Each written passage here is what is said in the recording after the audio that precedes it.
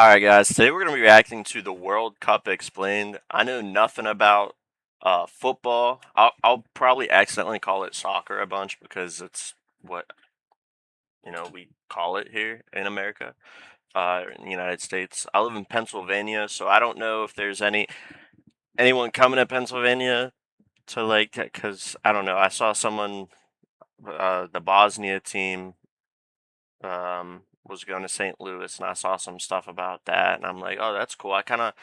This is the first time I've ever wanted to check out um, soccer, football. Sorry, but I'm gonna call it that all the time. You guys are gonna hate me for that, but just know I'm gonna call it that, and I'm sorry. Okay, I'm gonna say soccer. Just know that's what I mean. Okay, I'm sorry. But I played soccer when I was a kid.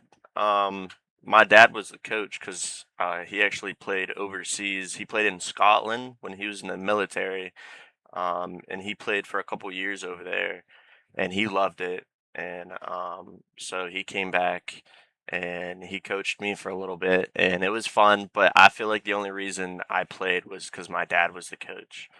Um, but I loved kicking the ball. Like I could kick a ball hard, bro. I loved kickball as a kid, bro, playing gym class. But anyway, let's skip that. Let's react to what the World Cup is because I don't really know. I know it's just a big tournament, and I'm guessing it's of the best soccer teams, like in the world. But I don't know.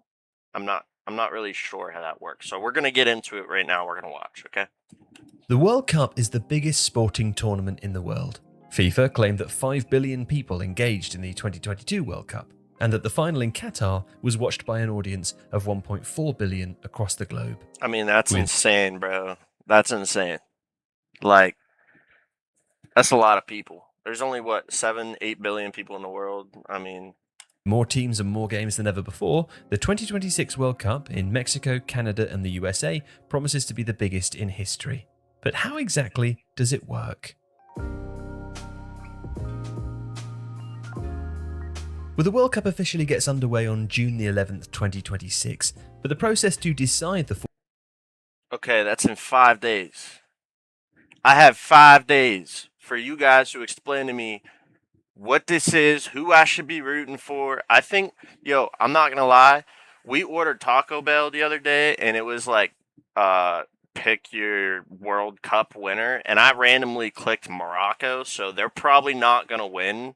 Thinking about it now, like Morocco, why the fuck did I pick Morocco? I'm sorry, but we're okay. So Morocco's not gonna win. I have 5 days for you guys to tell me what the hell I need to learn because I know nothing. 48 teams who will compete at the tournament began long before. The hosts are guaranteed a bye into the competition, and seeing as there are 3 hosts in Mexico, Canada, and the USA this time, that leaves 45 spots left to decide. These are sorted by a near 3-year qualification process that sees countries face off against other countries from within their federation for the chance to play in the tournament.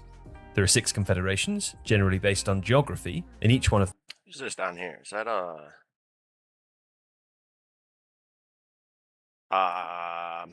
I shouldn't have paused it because I don't know, and now I'm gonna look them dumb. has its own qualification I format. should have just At let the end that of it, go. 16 teams from the European Federation, 9 teams from the African, 8 teams from the Asian, 6 from the South American, and 1 from the Oceania Federation qualify. The North American Federation would normally have had 6 spots, but seeing as the 3 hosts are all from that federation this time, only 3 further teams can qualify automatically through qualifiers. Now that left 2 spots, which were decided by a playoff tournament featuring 2 North American nations and 1 nation each from the African, South American, Asian, and Oceania federations. Okay. Now, once the 48 teams have all been decided, it's time for the draw. The 48 teams are split into 4 pots that are seeded based on the most recent FIFA World Rankings list before the draw. The first pot contains the 3 hosts and the top 9 ranked teams. The second pot then contains the next 12 highest ranked teams, and so on. So, is it possible for the hosts to be terrible and they're just in the same pot as Teams are then drawn at them, random or into 12 4-team groups, with each group containing a team from each separate pot, and no okay. group can contain more than one team from the same federation, except the European Federation UEFA. The groups then play. Bro, I'm not even gonna lie. I might have to skip, come back here because I didn't really understand that. From each separate pot, and no group can contain more than one team from the same federation, except the European Federation UEFA. The groups then play each other in a round-robin format known as the group stage. At this stage, Okay, you get round 3 robin. points for a win, 1 point for a draw, and no points for a loss. If two teams finish on the same number of points, then there are a host of tiebreakers to decide who finishes in a higher position. So Okay. let's use Group A as an example to explain these.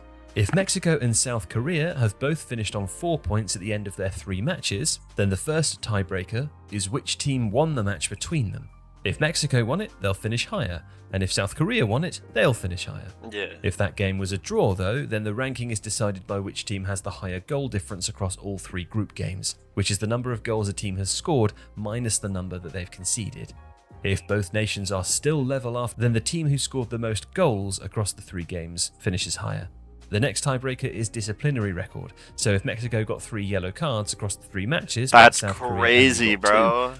That's crazy. They should add that for us too. Like, I mean, there's not a lot of games over here other than soccer that end in a tiebreaker a lot. So this would make sense because there's like it's very, I feel like, normal for a game to be tied like 1-1 or 2-2. You know what I mean? So like in America, like for mostly every sport, we wouldn't get past overtime. Overtime is just like another period, which you guys, I'm sure you have. But like, yeah, like our games usually don't get past overtime. So like this is cool, but also there's a lot of technicalities that I probably just don't understand. So and South Korea would finish higher.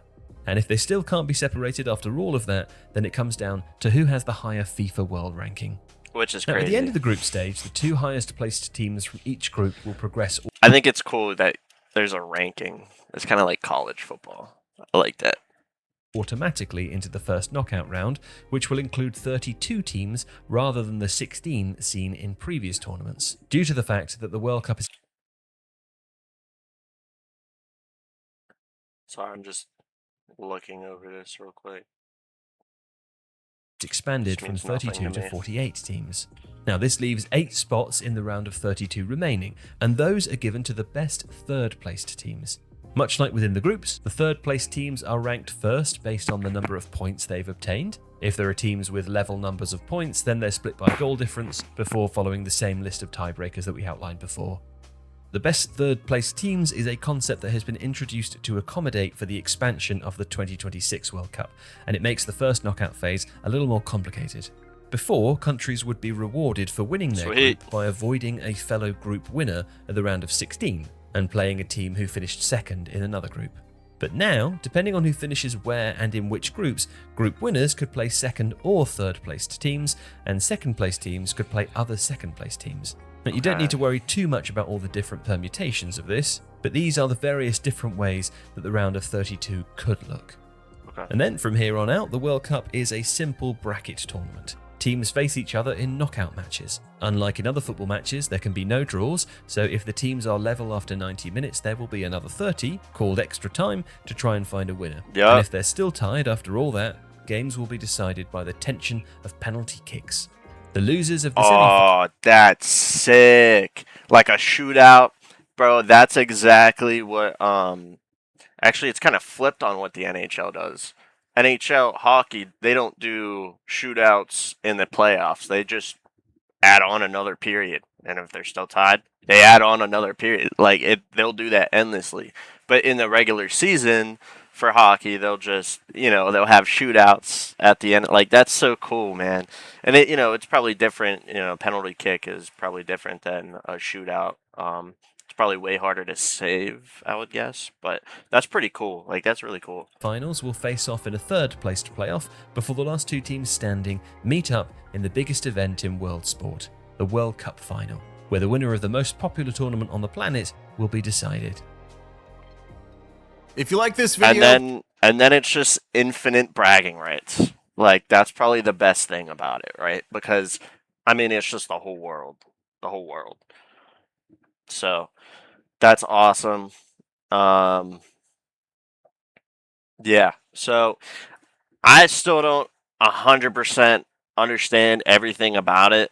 This is a good video, but for an American, I didn't really understand a whole lot of it. So, if you guys have anything for me to like react to or anything like that, just drop it in the comments below. I want to learn everything, bro.